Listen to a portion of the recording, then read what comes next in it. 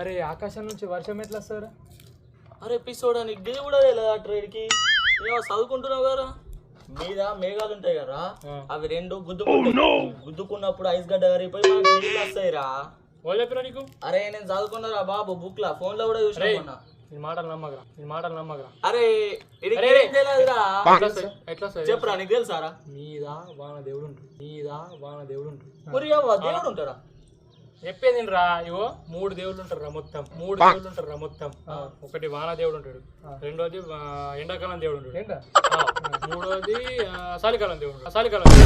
మొత్తం 3 ఉంటాయి రా. అవునా? వర్షాకాలం అనుకో, వాన దేవుడు ఏం చేస్తాడు, మీదికి వెళ్ళి నీళ్ళు చల్లుతారు రా.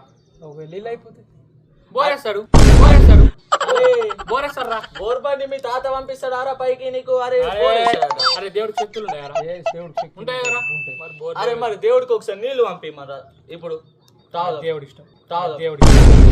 అరే అట్లా ఇడికి తెలియదు. అరే దేవుడి ఇష్టం ఉంటుంది, దేవుడి ఇష్టం ఉన్నప్పుడు వస్తాడు. అరే అట్లా కాదు మరి, ఇప్పుడు పంపిమ్మని కదా కొన్ని తాగుదాం. దేవుడి ఇష్టం రా. దేవుడి ఇష్టమా?